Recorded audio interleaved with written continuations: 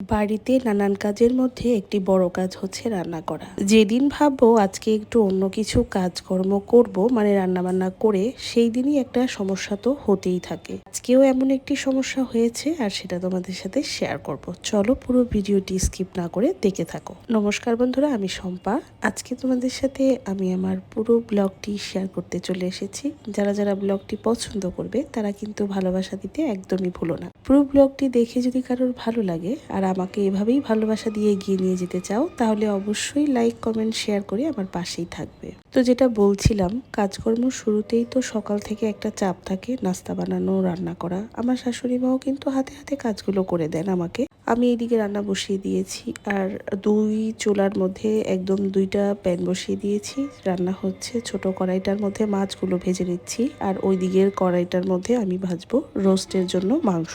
এইদিকে যেহেতু মাছগুলো ভাজা হচ্ছে, তাই আমি ওইদিকে ফ্রাই প্যানে মানে মাংসের যে রোস্টের যে পিসগুলো সেগুলোকে একটু ভেজে নিয়েছি, যেহেতু রোস্ট রান্না করব তাই জন্য। সাথে কিছু পেঁয়াজ বেরেস্তাও করে নিয়েছি আর এইদিকে রোস্টের মশলাটা পুরোটা মানে করে নিয়েছি ব্লেন্ডারে। বাদাম বাটাটাটা সবকিছু দিয়ে আর কি বসিয়ে দিয়েছি। এখন এটা হয়ে গেলেই আমি এখানে রোস্টের ভেজে রাখা মাংসগুলো আর সাথে পেঁয়াজ বেরেস্তাটা পুরোটা দিয়ে দিব।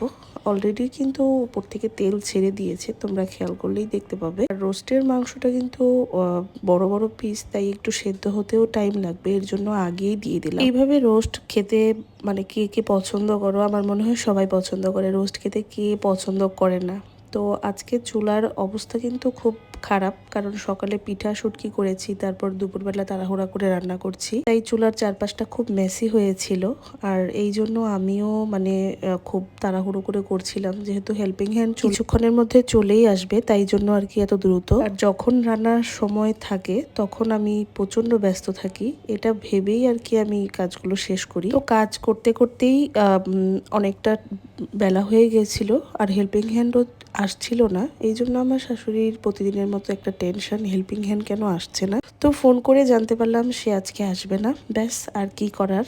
আমি ভেবেছিলাম আজকে একটু নিজের মানে কিছু ব্যক্তিগত কাজগুলো শেষ করব, যেহেতু টাইম খুব কম পাই এখন। তো সেটা তো করতে পারলামই না, উল্টো আরো বেশি পরিমাণে কাজের চাপ পড়ে গেল। তো যাই হোক, কি আর করার। এখন রান্নাবান্নাগুলো দ্রুত শেষ করে আমাকে চুলার পরিষ্কার করতে হবে, বাসন টাসন মাজতে হবে। তো মাঝে মাঝে এরকম প্রবলেম কিন্তু হতেই পারে। আসলে যারা কাজ করে তাদেরও কিন্তু একটা আলাদা লাইফ থাকে, কোনো না কোনো প্রবলেম কিন্তু হতেই পারে। এটা নিয়ে আলাদা বাড়তি চাপ নেওয়া আমার মনে হয়, কাজও করতে হবে আবার আলাদা বাড়তি চাপও নিতে হবে। আমি আসলে এভাবেই চিন্তা করি, কিছুই করার নেই, কারণ সে আসেনি, তার কাজ তো আমাকেই করতে হবে। তো এখন এত টেনশন করে আর কি করা যায় বলুন তো। তাই খুব দ্রুত কাজটা শেষ করে আমি ভাবছিলাম মানে দ্রুত আমার এই রান্নাঘরের কাজগুলো শেষ করব। এখন আমি মাছগুলো ভেজে তুলে নিয়েছি, আর যেহেতু এটা একটু পেঁয়াজ বেরেস্তা করে তারপর মাছের সাথে করব। এইভাবে মাছ ভাজা খেতে আমার বাসার সবাই অনেক পছন্দ করে। আর সবাই পছন্দ করে বলতে আসলে এইরকম একটা আইটেম মনে হয় ওই গ্রেভি টাইপের আইটেমের থেকে একটু আলাদা, তাই আমিও মনে করি এটা মাঝে মাঝে করলে কিন্তু খারাপ হয় না। আস্ত কাঁচামরিচও এটার সাথে দেওয়া লাগবে, ওই পেঁয়াজ বেরেস্তাটা যে করা হয়েছে। আর এটা কিন্তু একবারে কড়কড়া পেঁয়াজ বেরেস্তাটা নয়, একটু ভেজা ভেজা থাকবে পেঁয়াজটা, যাতে ভাত দিয়ে মেখে খাওয়া যায়। আর এই খাবারটা খেতে আমরা সবাই অনেক পছন্দ করি। এই পেঁয়াজ বেরেস্তা দিয়ে মাছ যে ব্যাপারটা আর কি, এটা কিন্তু পোলাও বা বিরিয়ানি সবকিছুর সাথে, সাদা ভাতের সাথে খুব ভালো যায়। তো রান্নাবান্না কমপ্লিট হয়ে গেছে অলরেডি, আর এখন আমি এখানে সবকিছু বাসন টাসন মেজে পরিষ্কার করে নেব। আর প্রতিদিনের কাজগুলো কেমন হয়, যদি আমি কাজ রেখে দিই, দেখা যাবে আজকের কাজ কালকে আরো ডাবল হয়ে যায়। তাই আমারও এটা একটা বিষয় যে আমি কাজটা রেখে দিলেই বা কি করার। তো আমি এখন এখানে চুলা পরিষ্কার করে নিব। প্রতিদিন চুলা পরিষ্কার করলে আরেকটা সুবিধা আছে, সেটা হচ্ছে চুলাটা কিন্তু মেসি খুব বেশি পরিমাণে হয় না। আর আমি যদি সেটাকে একদিনের জায়গায় 2 দিন রেখে দিই, সেটা কিন্তু আরো বেশি মেসি হয়ে যায়। আমার শাশুড়ি এইভাবেই কাজ করতে পছন্দ করে, তাই আমি যেহেতু ছেলের বউ, তাই আমাকেও এভাবেই করতে হবে, এটাই স্বাভাবিক। আর কিছু কাজ নিজের ইচ্ছে মতন করতে গেলেও করা যায় না, কারণ যেহেতু শাশুড়ি মা আছেন, তার কথা মতোই সবকিছু করতে হয়। আর এইভাবে কাজ করলে একটা সুবিধা হচ্ছে, ময়লা থাকলে যে কোনো জিনিসই অসৌন্দর্য। তাই সৌন্দর্যের জন্য এবং পরিবারের সবার ভালোর জন্য পরিষ্কার পরিচ্ছন্নতা আসলে খুব দরকার জীবনে। একটা সময় আসলে আমাদের মনে হতে পারে এটা একটা বাড়তি দায়িত্ব, চাপ, কিন্তু একটা বয়সের পরে গিয়ে হয়তো আমরা এটাই বুঝবো যে এটা আসলে বাড়তি চাপ নয়, এটা একটা বেনিফিটও আছে। ভালো অভ্যাস কখনোই খারাপ হয় না। আমার মনে হয় এটাও একটা ভালো অভ্যাস, আর এটাও আমার এখন অভ্যাসেই পরিণত হয়ে গেছে। তো কি আর করার, হেল্পিং হ্যান্ড আসেনি বলেই হয়তো কাজটা আমাকে এখন করতে হচ্ছে।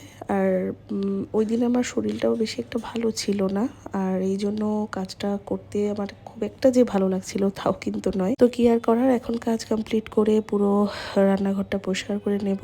আর আমার কিন্তু টাইম হয়ে যাচ্ছে, আমি যেহেতু বাইরে যাব, আর এখন আমি খুব দ্রুত কাজটা শেষ করছিলাম। একটা কথা বলি সবার উদ্দেশ্যে, পরিবার আসলে এমন একটা জিনিস, আপনি একবার পরিবারের অংশ হয়ে গেছেন মানে আপনি চাইলেও এই পরিবার থেকে বেরিয়ে যেতে পারবেন না। আর সবাইকে নিয়ে একসাথে মজা করে আনন্দ করে থাকার অনুভূতিটাই অন্যরকম। কিছু কিছু মানুষের জীবনে পরিবার মানে অনেক কিছু। আসলে সংসারটা আপনি করতে চাইছেন মানে এই সংসারের প্রতি আপনাকে ডুবে যেতে হবে। একটা সময়ের পর আপনি নিজেই বুঝতে পারবেন আপনার কতগুলো বছর কেটে গেছে এই একটি সংসারে। আমরা এখনকার মেয়েরা হয়তো অনেক ম্যাচিওর, অনেক বেশি ট্রান্সপারেন্ট, আমরা অনেক কিছু চাইলেই পারি, কিন্তু যারা আগের দিনের তারা হয়তো অনেক কিছুই পারতো না। তো এই তো আমার কাজ শেষ, আমিও জিমে চলে এসেছি। আজকের মতন এখানেই বিদায় নিচ্ছি, সবাই ভালো থেকো, বাই বাই।